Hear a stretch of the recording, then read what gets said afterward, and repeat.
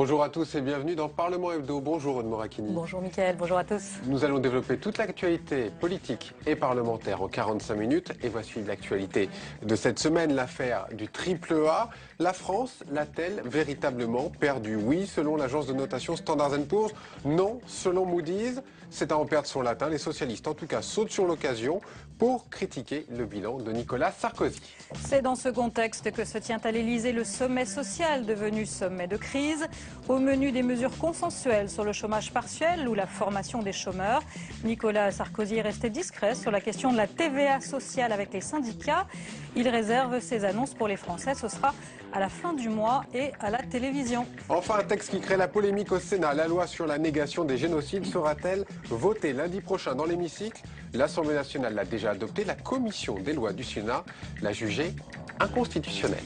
Et avec nous pour commenter l'actualité, Nicolas Dupont-Aignan. Bonjour, merci d'être avec nous sur ce plateau. Député non inscrit de l'Essonne, président du mouvement Debout la République, à ce titre candidat à l'élection présidentielle. Où en êtes-vous de vos parrainages aujourd'hui? Ça avance bien. C'est la grande question, les parrainages. Je suis confiant. Pour autant, je dis aux maires, continuez à nous parrainer. Nous aurons la réponse définitive fin février. Vous êtes à combien? Vous avez un chiffre? On a dépassé les 450. Il nous en manque très peu pour atteindre le seuil fatidique. On se mais souvient il qu'en faut une 2007, sécurité. vous ne les aviez pas eus. Tout Là, à cette fait. fois-ci, vous voilà pourquoi pensez être assuré de les avoir. prudent. Et pourquoi vous seriez plus content, prudent, alors que d'autres candidats sont très inquiets? On pense notamment à Marine Le Pen, évidemment. Écoutez, moi j'ai fait un tour de France, j'ai beaucoup travaillé, mes équipes ont été sur le terrain, on a reçu un très bon accueil. Pour autant, encore une fois, je dis aux maires, aidez-moi, ce n'est pas encore garanti, j'ai besoin de chaque signature. Il y a eu un sondage qui montrait que 40% des Français, pour vous et pour d'autres candidats, souhaitaient vraiment que vous ayez vos parrainages. On a l'impression que les Français veulent quand même beaucoup de candidats au premier tour. Ce chiffre de 40%, ça vous a fait plaisir? Oui, mais je crois qu'en fait les Français ont compris que tout était fait pour maintenir un monopole politique du Parti Socialiste et de l'UMP, deux partis qui ont tout échoué depuis 30 ans, qui ne se maintiennent au pouvoir en vérité que parce qu'il n'y a pas d'alternative forte et crédible, et qui jouent du Front National d'ailleurs pour se maintenir au pouvoir. Donc je crois que les Français ont très bien compris qu'il fallait tourner la page. La question que se posent nos compatriotes, c'est de savoir avec qui, comment. Et c'est pourquoi je suis candidat, pour leur dire qu'il y a une autre voie possible. Et les sondages, on vous crédite de 0,5, peut-être à 1%. Ça vaut la peine d'aller à l'élection présidentielle pour faire 0,5 ou 1%? Vous savez, les sondages sont aussi l'instrument de cette domination des deux partis, pour casser à l'avance toute personnalité nouvelle, toute offre politique nouvelle. Et il y a un sondage qui est sûr, à 100%, c'est que les sondages se sont toujours trompés. Hervé Morin s'est rendu à l'Elysée pour voir Nicolas Sarkozy. Est-ce que on vous a demandé de venir et est-ce que vous irez si c'est le cas? On ne m'a pas demandé, car je crois qu'ils savent très bien que je ne viendrai pas. En fait, je n'aime pas les allers-retours, je ne suis pas un rabatteur de voix. Je n'ai pas été ministre. J'ai quitté l'UMP avant l'élection présidentielle, la veille de l'investiture de Nicolas Sarkozy. J'avais annoncé ce qui se passerait. Je n'ai jamais livré d'attaque personnelle contre le président. Je n'ai pas écrit de livre à charge après avoir été ministre. Je n'aime pas les allers-retours.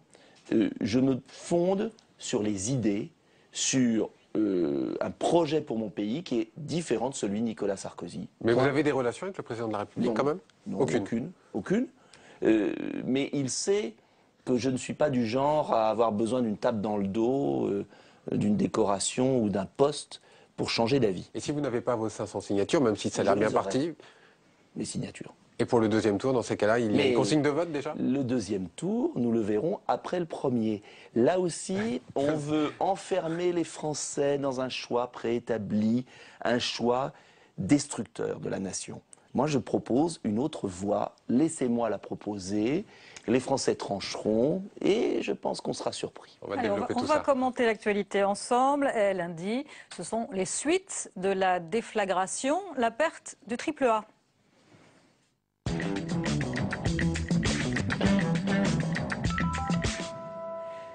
Un début de semaine aux allures de gueule de bois. Après la dégradation par Standard & Poor's de la note de la France, l'agence Moody's a beau annoncer dans la matinée qu'elle maintient pour l'instant la bonne note française, rien n'y fait. Le moral est au plus bas et chaque camp politique en profite pour attaquer. Johan Rolla. Gérard Longuet, bonjour. Bonjour. Et merci d'être là. Le président attaqué met ses ministres en première ligne pour le défendre. Éteindre l'incendie de la perte du triple A. Pour Gérard Longuet ce matin, la stratégie passe une nouvelle fois par l'attaque en règle du candidat socialiste. Il y a des capitaines qui frôlent trop les côtes et qui conduisent leurs bateaux sur les récifs. Et je trouve que François Hollande côtoie et tutoie les déficits publics avec beaucoup de complaisance. François Hollande comparé au capitaine du navire de croisière Costa. Une polémique de trop pour Laurent Fabius. Contre la bêtise, même les dieux ne peuvent rien. Pour qui la perte du triple A, entre autres choses, figurera bel et bien dans le bilan de Nicolas Sarkozy. Nous avons l'endettement Sarkozy, 600 milliards d'euros d'endettement en plus. Nous avons vraisemblablement d'ici quelques jours la TVA Sarkozy. Et nous avons, pour couronner le tout, la dégradation Sarkozy. Une dégradation synonyme d'embellie pour tous les candidats de l'opposition. Bien sûr, hors de question de se réjouir de la disparition du triple A. Mais cet après-midi, à son tour, Eva Joly y voit la sanction du dernier quinquennat. Ce qui a été dégradé, c'est la politique menée par Nicolas Sarkozy. Et lorsque on sait qu'il a monté en épingle l'histoire du triple A en le qualifiant de notre trésor national, aujourd'hui, il doit aussi en tirer les conséquences. Il n'a pas su, avec sa politique, empêcher la dégradation. Difficile pour l'instant de prédire l'impact électoral de cette annonce. Une manne politique pour tous les candidats de gauche qui pourrait également donner de nouveaux arguments à François Bayrou et à Marine Le Pen. Et puis à l'Assemblée nationale, le Premier ministre et le secrétaire général de l'UMP, Jean-François Copé, en ont profité pour mener la contre-offensive et s'en prendre à la gauche, qualifiant leur réaction de petit tsunami médiatique. Écoutez. J'ai été, comme beaucoup, indigné de voir M. Hollande, depuis les Antilles, dans une salle, il est vrai, à moitié vide, penser que ce qui est une mauvaise nouvelle pour la France serait une bonne nouvelle pour lui. Nous avons assisté vendredi à une sorte de petit tsunami médiatique qui était par moments aussi indécent que déplacé. Nous ne demandons pas à l'opposition d'approuver nos choix ni notre bilan. Nous lui demandons simplement de ne pas aggraver les difficultés de notre pays et celles des dirigeants européens. Nicolas Dupont-Aignan, alors cette perte du triple A, oui ou non? Est-ce que c'est en fait la dégradation du bilan de Nicolas Sarkozy? C'est la dégradation, bien sûr, de son bilan, car je ne vois pas en quoi il n'est pas comptable de la situation budgétaire après 5 ans d'exercice du pouvoir. Pour autant, les autres partis qui ont accepté la politique de l'euro, qui ont accepté le libre-échange déloyal, qui ont signé tous les traités européens qui nous ont mis dans cette situation et qui ont placé nos entreprises en état de faiblesse, sont autant responsables. Et ce qui est surprenant, c'est que personne ne se pose la question de savoir comment on peut en sortir autrement que par des coupes budgétaires qui vont alimenter une récession à la grecque. Et c'est ça qui est terrible.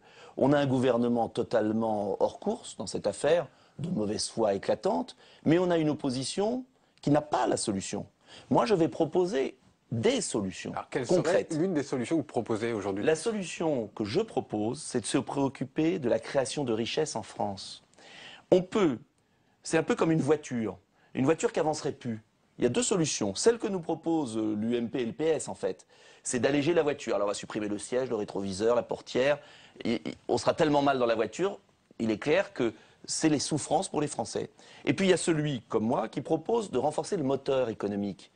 Parce que vous pouvez réduire toutes les dépenses. Si on continue les délocalisations, on n'en sortira jamais. Et pour éviter les délocalisations, il faut sortir de l'euro au plus vite pour alléger le prix de la monnaie.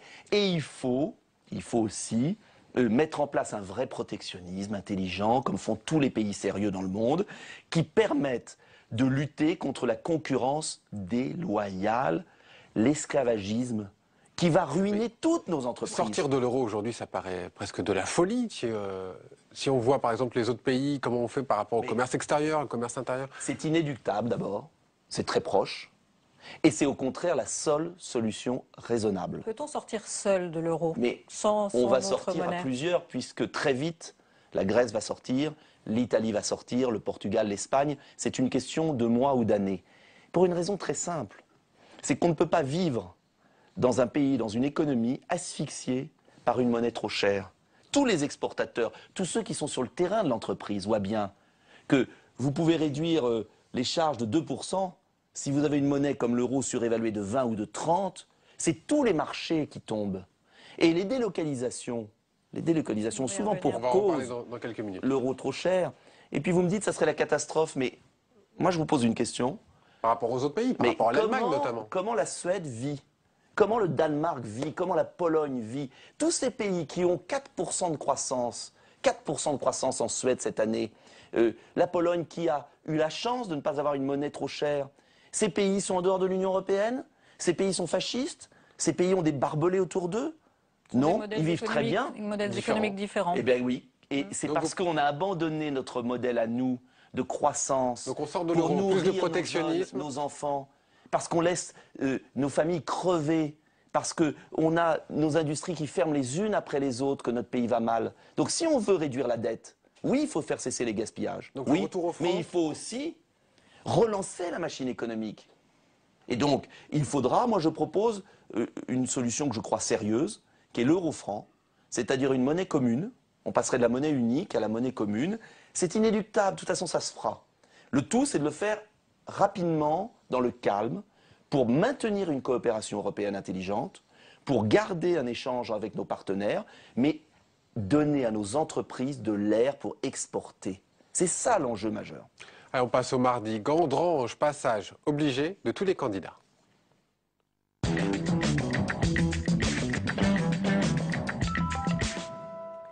En 2008, Nicolas Sarkozy avait promis aux salariés d'ArcelorMittal à Gandrange de venir à leur secours.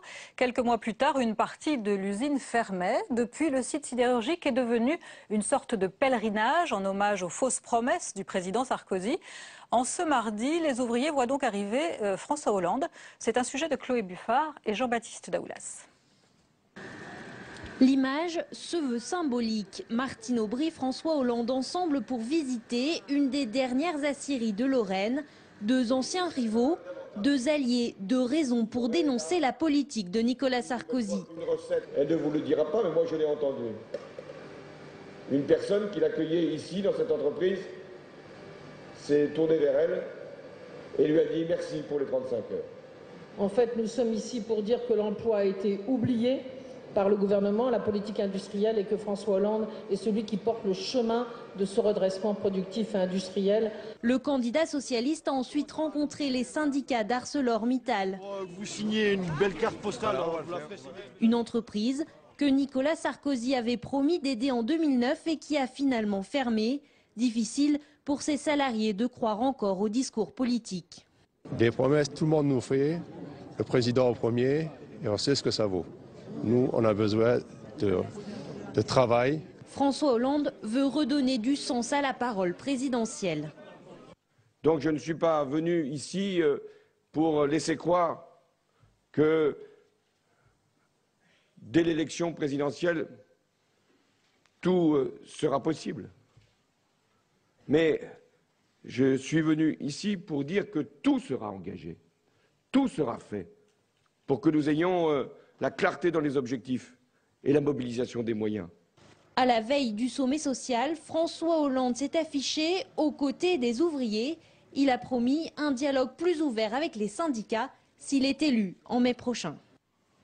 Nicolas Dupont-Aignan, vous y allez quand à Gandrange, vous-même? Il y a plus de caméras que d'ouvriers et il n'y a pas de mesures concrètes. Moi, j'aimerais que François Hollande, François Bayrou aussi, nous explique comment on va relocaliser si on ne met pas des écluses, c'est-à-dire des taxes douanières, pour les produits qui viennent de pays où le SMIC est à 50 €. Ils ne veulent pas toucher à ce tabou du libre-échange déloyal. C'est totalement interdit par l'Union européenne. Bien sûr. Oui, ils sont prisonniers de traités qui ruinent la France. Et le vrai combat, on fait des nouveaux traités. Bien sûr, le vrai combat est celui-là. Les mondialistes d'un côté qui font semblant de s'intéresser aux usines et ceux qui, comme moi et d'autres, vont dire aux Français si vous voulez vraiment qu'on conserve nos emplois, il y a un moment, il ne faut plus jouer dans un jeu où les autres trichent. Vous ne jouez pas aux cartes avec des tricheurs qui après viennent vous racheter. À un moment, vous dites, moi je veux bien la concurrence avec des pays qui ont le même standard de vie, la même protection de l'environnement, alors il peut y avoir des petites différences, mais d'accord la concurrence, moi je suis pour la concurrence. Et je vous rappelle que l'Europe, elle s'est fondée avec le général de Gaulle et Adenauer avec la préférence communautaire. Et que cette préférence communautaire, c'est ce qui a permis de construire l'Europe du progrès. Aujourd'hui, c'est ce que vous préconisez, la préférence communautaire, le protectionnisme. Quelque part, tout cela, ça ne vous rapproche pas un peu des idées de Marine Le Pen et du Front National? Éternelle question. Vous pourriez me dire, vous êtes devenu socialiste avec Montebourg. Mais vous me dites, ah, vous ressemblez à Front National. Ça veut dire que quelque part en France, on fait croire aux Français qu'il n'y a que Marine Le Pen qui défend l'industrie, l'emploi, la France. Et moi, je considère le retour au franc, c'est quand même... La sortie de l'euro, Arnaud Montebourg ne préconise pas la sortie de l'euro. Mais je suis ravi que Mme Le Pen ait abandonné les thèses de son père sur un libéralisme effréné et copié ce que je défendais avec Philippe Séguin. Donc, si vous entendez bien, les thèses du Front National ne sont pas si éloignées des vôtres. Avec Philippe Séguin et Jean Chélement. Mais est-ce que vous voulez, en fait, que toute personne qui défend l'industrie et la France soit obligée d'aller au Front National? Moi, je suis gaulliste. Je défends un modèle de société du Front National. Et je pense qu'il est sain que les millions de Français qui veulent défendre l'emploi ne soient pas obligatoirement obligés d'aller voter Front National s'ils ne partagent pas les idées du Front National comme moi. On va poser la question à l'envers. Qu'est-ce qui vous différencie du Front National vous le sur savez ces très questions? bien. Est-ce que vous m'avez entendu, disons, faire des étrangers en France un bouc émissaire? Donc sur l'immigration, critiquer la confession musulmane, dans votre programme, faire des affiches, faire des affiches où je mets des minarets sur mes affiches.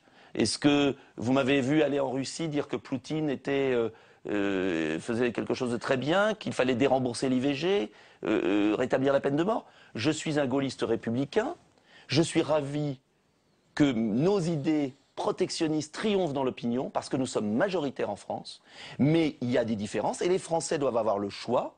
Ils doivent voter pour un protectionnisme intelligent comme le mien, comme un modèle de société, je dirais, ouvert, avec des frontières bien sûr, et puis ils auront le choix de Marine Le Pen. Vous demandez quand même une réduction de la population immigrée de 50%, c'est quand même très radical. Oui, je dis qu'un pays qui a perdu 1 million d'emplois en 10 ans, industriels, ne peut pas accueillir 200 000 étrangers chaque année en plus. Parce que je vis dans la banlieue, et je dis que ce sont les enfants français, de toutes les couleurs, de toutes les confessions, qui sont au chômage aujourd'hui. Et je n'accepte pas que le MEDEF, que certains patrons indélicats fassent venir des ingénieurs qualifiés d'autres pays, alors que nos ingénieurs sont au chômage à 49 ans, alors que nos enfants, dans les quartiers, ont un taux de chômage de 40%. Oui, on sait que la population immigrée ne remplit pas forcément les fonctions d'ingénieur. Il y a beaucoup d'enfants dans nos quartiers qui sont ingénieurs, médecins, avocats, qui ont fait de longues études, leurs parents se sont saignés et ils ont le droit d'avoir du boulot. On sait bien que ça n'est pas si simple. C'est très simple, si. C'est très simple. C'est qu'on fait venir des gens qu'on paye 2 fois moins, qu'on met dans des ghettos. Et d'ailleurs, je remarque que ce sont les défenseurs des sans-papiers qui sont complices du MEDEF dans cette affaire. Donc l'extrême gauche qui, soi-disant, défend les travailleurs immigrés, ferait mieux de défendre les Français de toutes les couleurs, de tous les quartiers. En tout cas, vous avez montré votre différence avec le Front National. Oui, elle existe, on le sait bien. On cherche toujours à nous enfermer, parce qu'en fait, la petite élite qui dirige le pays, qui l'a mené dans le mur, ne veut pas voir qu'il faut sortir de l'euro, mettre en place du protectionnisme et enfin protéger nos ouvriers. C'est tout. On va passer à un autre thème, si vous le voulez bien. Mardi toujours, Nicolas Sarkozy était lui aussi en déplacement en Ariège, sur les terres du président du Sénat. Il présentait ses vœux au monde agricole. À cette occasion, et pour renouer avec un électorat traditionnel, il en a profité pour fustiger les poids des règles environnementales, souvent trop lourdes à son goût. Écoutez Nicolas Sarkozy.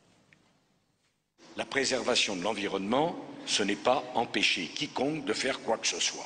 On paralyse un territoire, on empêche tout le monde de prendre des initiatives. Il faut absolument lever le pied de ce point de vue.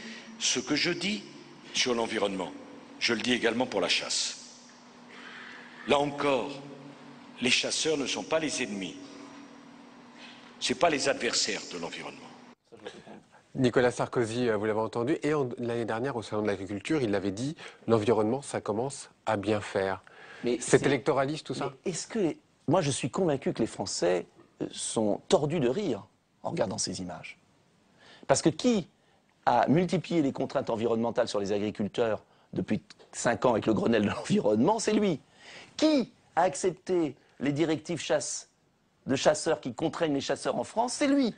Et donc, c'est extraordinaire. C'est un bilan contradictoire, c'est ça que vous voulez dire? Mais c'est plus un bilan contradictoire. C'est une schizophrénie politique qui est grotesque. J'ai même pas besoin d'en parler tellement c'est ridicule. Est-ce qu'il y a un risque pour qu'il ne soit pas au deuxième tour, Nicolas Sarkozy? Mais il ne sera pas au deuxième tour.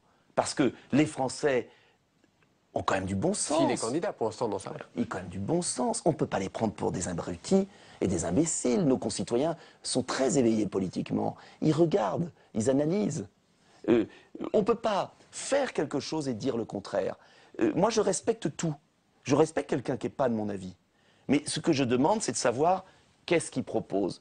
Et on ne peut pas savoir ce que Nicolas Sarkozy propose pour la France, puisqu'il a dit tout et son contraire. Et je pense vraiment que nos concitoyens pourront voter François Bayrou, François Hollande, d'autres, moi-même, Madame Le Pen, etc. Mais je pense qu'ils n'en peuvent plus de ce double discours et qu'ils veulent savoir où on va. Le président de la République doit incarner un cap, un projet cohérent et s'y tenir pendant 5 ans. Sinon, comment voulez-vous diriger la France? C'est pas possible. Alors, on va encore parler de Nicolas Sarkozy avec le sommet social mercredi pour défier la crise.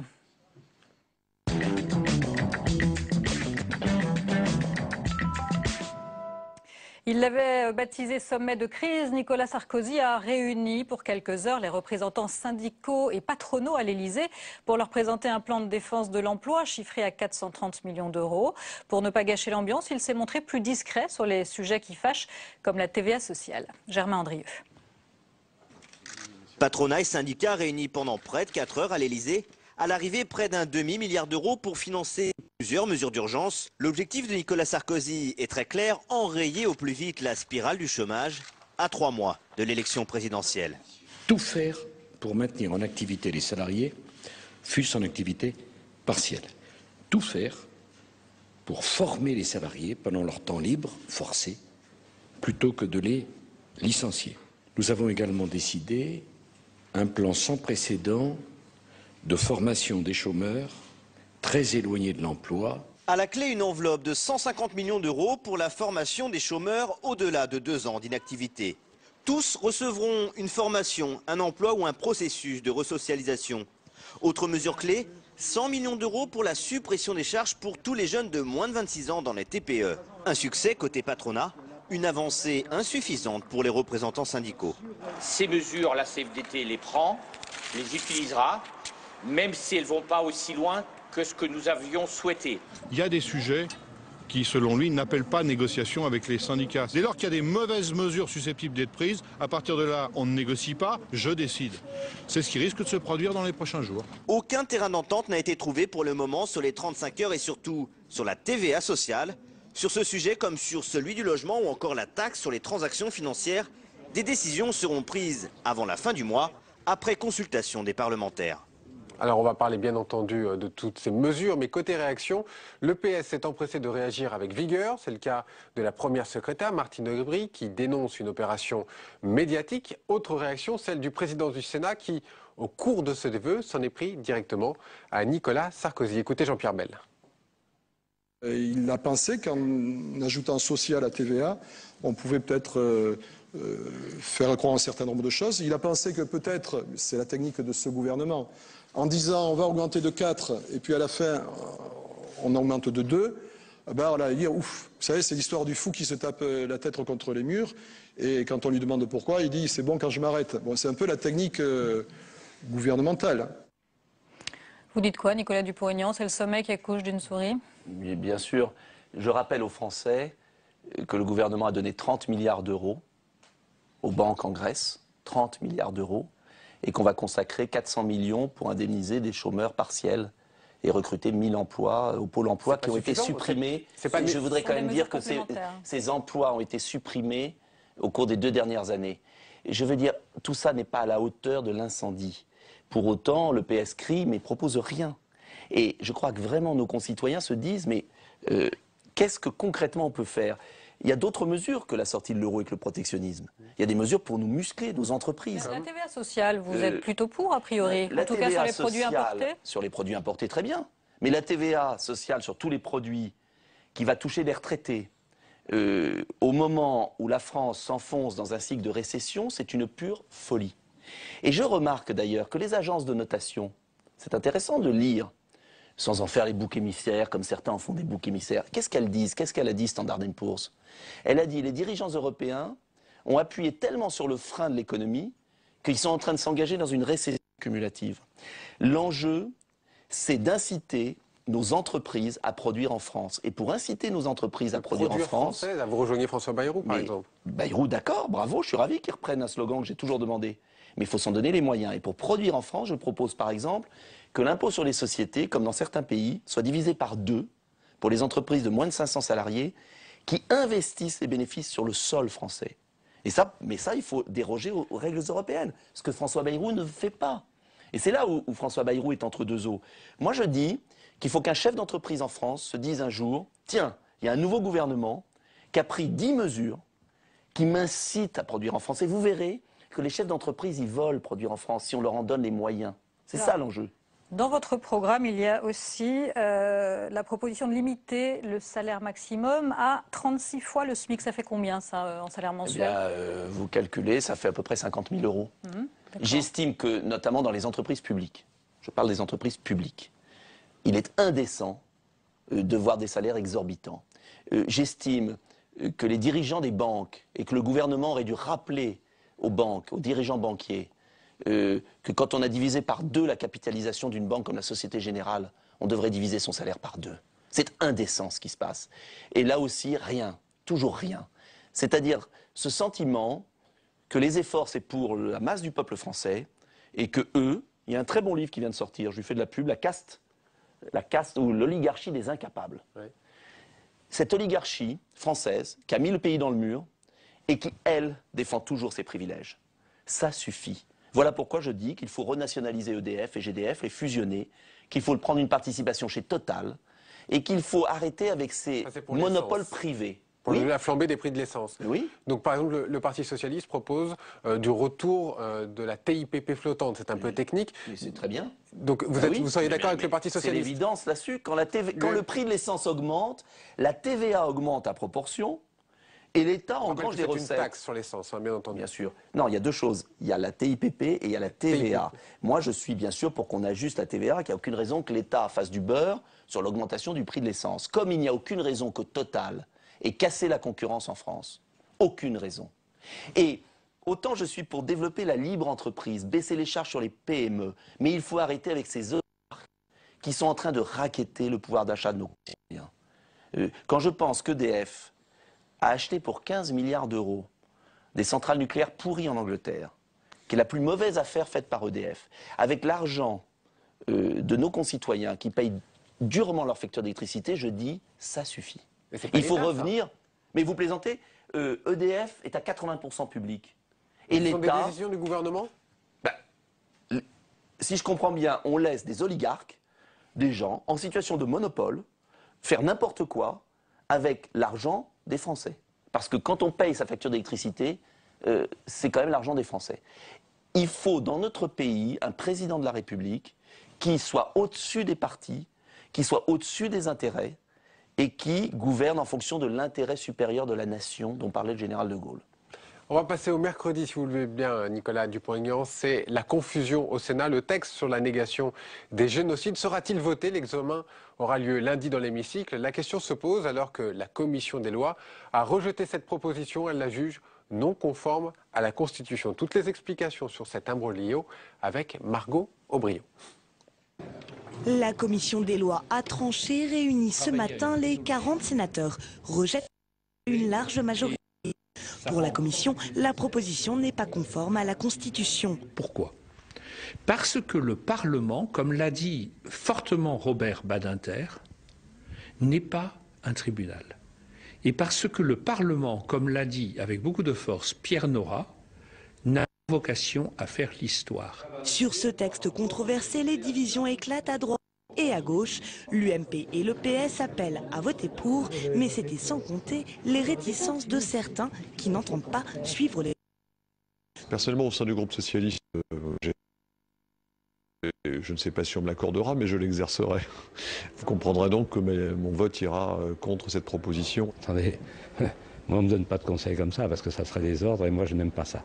Je suis un homme libre. De gauche à droite, le malaise est désormais perceptible chez les défenseurs du texte. Écoutez, il ne peut y avoir que consensus au sein des socialistes sur un sujet grave qu'est un génocide. Pour ma part, je préférais qu'il ne participe pas au vote, mais ne serait-ce que parce qu'effectivement, ça faciliterait le vote du texte, bien sûr, bien sûr. L'abstention, il mise dessus pour faire passer la proposition de loi. Si après l'Assemblée nationale, lundi, le Sénat vote pour, elle sera définitivement adoptée. Reste à savoir dans quelles conditions. Alors on a appris ce vendredi que Ankara, la Turquie, demande aux sénateurs de rejeter ce texte. Est-ce que cette loi vaut une crise avec la Turquie? De toute façon, moi je n'accepte pas qu'un pays étranger dicte sa loi aux parlementaires. Et nous, est-ce qu'on ne fait pas de l'ingérence envers la Turquie? Et en même temps, c'est vrai que moi j'ai voté la loi de reconnaissance du génocide, mais que j'ai toujours une réticence à voter des lois de pénalisation, car même si je déteste du fond de tout mon être ceux qui nient les choses, je pense que ce n'est pas la loi qui doit dire comment on doit penser. Vous avez voté cette proposition Non, de je loi ne à l'ai pas l'Assemblée? voté, je me suis abstenu, enfin je n'ai pas participé au vote. Donc je suis très partagé, vous voyez, je Donc comprends... Qu'est-ce qu'ils doivent faire les sénateurs? Ils doivent voter ou pas? Voter en conscience. Voter en conscience. Chacun attendez, verra sa conscience. Vous savez, parfois, on ne peut pas avoir réponse à tout, on n'est pas des surhommes. Sur des cas comme ça, on est partagé parce qu'on n'a pas envie que la Turquie, qui ne reconnaît pas ce génocide, et qui donc, en cela méprise la communauté arménienne, on ne peut pas accepter qu'elle fasse pression, et en même temps, ces lois mémorielles sont quand même assez bizarres. On s'en mal à l'aise quand même avec cette affaire. Allez, mercredi toujours, le Premier ministre hongrois Viktor Orban était sur la sellette devant le Parlement européen. Il a nié la mise en place d'un régime autoritaire et nationaliste dans son pays. Parmi les lois qu'il a mises en place, le contrôle de la presse ou encore le retour facilité aux fichiers, ce qui a inspiré cette attaque de Daniel Cohn-Bendit. Suivons la proposition de Guy Verhofstadt. Envoyons par la Commission Liberté Publique une délégation pour, avec l'article 7, dire si oui ou non. Pourquoi en Hongrie on peur? Pourquoi des intellectuels ont peur? Pourquoi de ma famille et des gens que je connais, juifs en Hongrie, ont peur aujourd'hui? Pourquoi l'esprit de votre nouvelle constitution est une constitution d'une Hongrie passée qui fait peur à tous les citoyens hongrois? Mais si vous avez ont le droit d'avoir peur dans votre pays, monsieur Orban. Alors, on ne parle pas là des mesures liberticides, mais le nationalisme, le protectionnisme que veut mettre Orban, est-ce que c'est un œil intéressant en disant, ma foi, c'est un laboratoire pour mes propres idées? Non, bien sûr. Vous savez, l'Union européenne, sans frontières, de la loi de la jungle, de la misère, aboutit à ces réactions-là. Orban, c'est le fruit de l'Union européenne. Comme en Grèce, il y a des drapeaux maintenant avec la croix gammée sur les drapeaux allemands.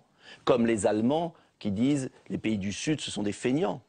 Ce que je veux expliquer, c'est que le retour des nationalismes est la conséquence mécanique de cet mondialisme, de cette fausse générosité qui aboutit à plonger les peuples dans la misère. Et je pense que les dirigeants européens, quand ils aident les banques plutôt que les peuples, quand ils plongent toute l'Europe dans la récession, ferait mieux de regarder ce qui est en train de se produire. Et je crois, pardonnez-moi, mais je crois que justement, parce que j'aime les patries, je suis contre les nationalismes. Et que si vous continuez comme ça, l'Europe sera à feu et à sang. Et voilà pourquoi il faut sortir de cette Union européenne malsaine et la reconstruire sur des bases saines. Je vous cite quelques mesures de M. Orban. Fin de l'indépendance de la Banque centrale, refus d'entrer dans l'euro, protectionnisme, taxation des groupes étrangers. Mais ça me choque pas du tout. Vous prenez. Mais ça me choque pas du tout. Au contraire. Mais en revanche, il y a des choses d'Orban que je n'aime pas. Notamment sur la presse. Notamment sur certaines minorités. Donc, vous voyez, question importante, ces mesures radicales économiquement, est-ce qu'elles ne mènent pas de toute façon à un régime autoritaire, puisqu'il faut étouffer les critiques, parce qu'il y en aura obligatoirement? Mais aujourd'hui, nous avons des régimes autoritaires dans nos propres pays. qui étouffe les critiques. Donc je crois au contraire que si des gens raisonnables et républicains, comme moi, ne prenons pas, ou Montebourg par exemple à gauche, ne prenons pas rapidement des mesures de protection du peuple, ce seront des gens comme Orban qui les prendront. Parce que ces mesures de protection, elles sont inéluctables. Parce qu'il n'y a aucune raison, par exemple, qu'on impose des taux d'intérêt à 7% en Italie, alors même que M. Draghi, le petit télégraphiste de Goldman Sachs qu'on a mis à la tête de la Banque centrale, prête aux banques à 1%. Ça veut dire qu'on supprime des postes d'infirmières, de policiers, d'enseignants en France, en Italie, au Portugal, qu'on condamne les peuples à la misère pour nourrir des banques et les copains. Et vous voulez après qu'il n'y ait pas des retours de flammes? Est-ce que l'Union européenne a bien fait... Moi, je connais l'histoire de l'Europe. Est-ce que l'Union européenne a bien fait de sanctionner la Hongrie?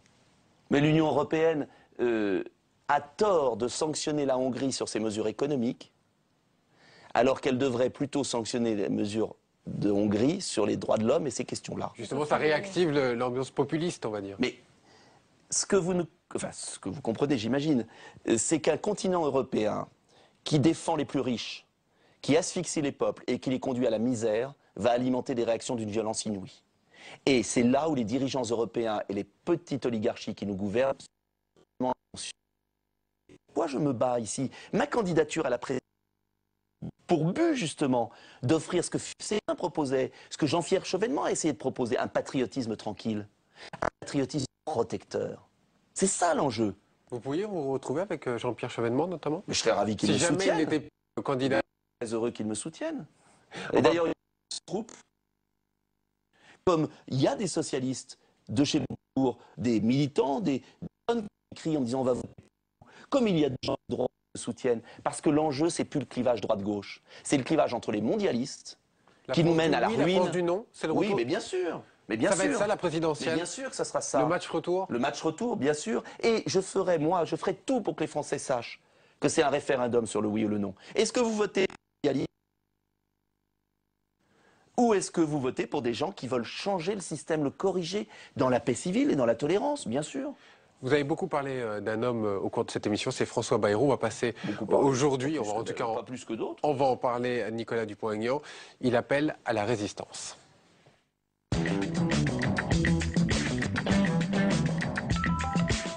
Premier grand meeting de campagne donc pour François Bayrou, l'homme qui cesse de grimper dans les sondages. Il était à Dunkerque, l'occasion pour lui de parler à nouveau de son thème fétiche, le produit français, et d'appeler à la résistance. Reportage Thomas Soulier et Betty Lacheguerre. Il veut être leur porte-parole. Pour son premier meeting de campagne, François Bayrou n'a qu'un mot à la bouche, le peuple. À Dunkerque, le candidat à la présidentielle vient chasser sur les terres du Front National et appelle à la résistance. Il y a un désespoir en ce moment, un désespoir particulier du peuple. Les petits, les obscurs, les sans grade, ce sont eux qui aujourd'hui ont besoin qu'on parle en leur nom dans l'élection présidentielle de la République française. Un discours offensif pour convaincre les indécis, se tenter par le protestataire. Dans la salle, militants mais aussi beaucoup de curieux, venus écouter le quatrième homme des sondages. J'ai pensé que c'était un vrai discours de président et globalement, il a vraiment pas manié la langue de bois. Il a le tort de croire qu'il va gagner parce qu'il a raison. Voilà, c'est pas le bon discours qu'il faut faire. Il y a un discours de professeur. C'est pas comme ça qu'on gagne. J'ai voté pour Sarkozy aux dernières élections, mais je crois que là, je suis revenu. Votre Bayrou Bayrou, au premier tour, tout à fait. Et au deuxième aussi. Dans cette campagne, François Bayrou poursuit sa stratégie, se poser en alternative, la seule au duel PS-UMP.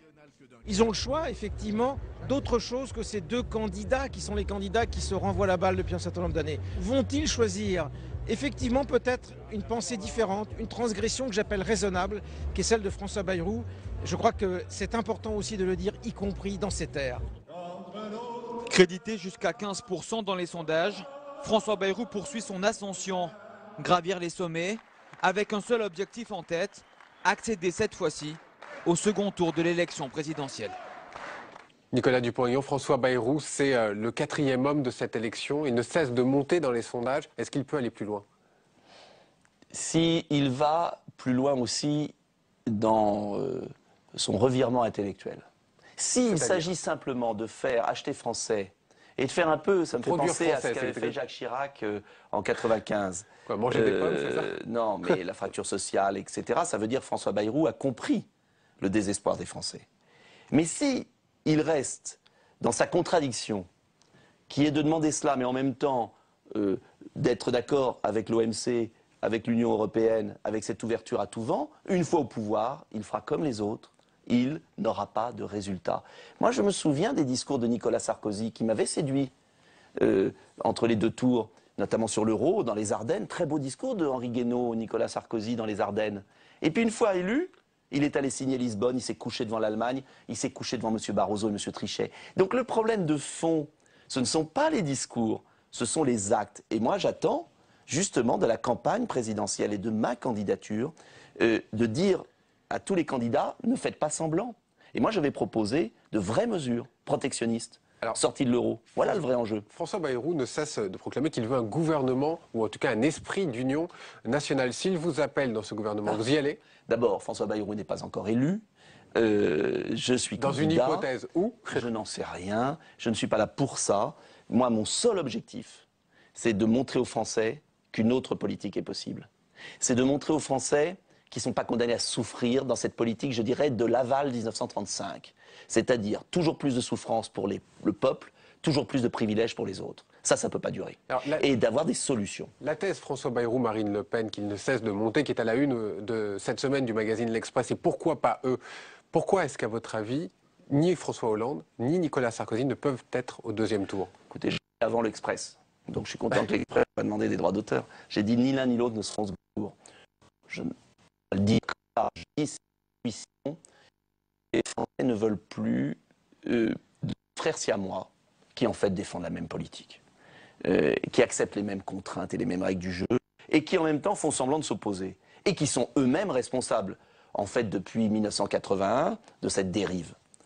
Les Français veulent tourner la page. Maintenant, attention, si c'est pour avoir une fausse alternative avec François Bayrou, ou une alternative excessive avec Marine Le Pen, c'est pas bon non plus. Voilà pourquoi je pense que mon alternative est plus crédible, même si je suis plus petit. Nicolas Dupont-Aignan, on va terminer cette émission avec l'annonce ce vendredi de la mort de 4 soldats français en Afghanistan. Nicolas Sarkozy a laissé entendre que l'on pourrait accélérer le retrait. C'est ce qu'il faut faire, se retirer d'Afghanistan. Vous savez, quand des soldats français meurent, on n'entre pas dans des luttes politiques. On salue leur mémoire. Mais moi, je veux simplement dire, reprenez tous mes écrits. Quand Nicolas Sarkozy a décidé d'envoyer des troupes, j'ai tiré la sonnette d'alarme. J'étais l'un des seuls. Et quand Obama a décidé de rapatrier les troupes, j'ai écrit « Il faut les répatrier au plus vite car la condition de leur sécurité n'est pas assurée ». Je suis membre de la commission de la défense à l'Assemblée nationale. Et là, voilà, on m'a ri au nez en disant que je ne comprenais rien. Et aujourd'hui, parce que les élections approchent, je vois le président de la République le dire, tant mieux. Mais moi, je me mets à la place des familles, des soldats, et je pense à ces jeunes. Voilà. Merci Nicolas Dupont-Aignan d'avoir participé à cette émission avec nous. Et nous nous retrouvons, Mickaël, la semaine prochaine. Merci. Au revoir.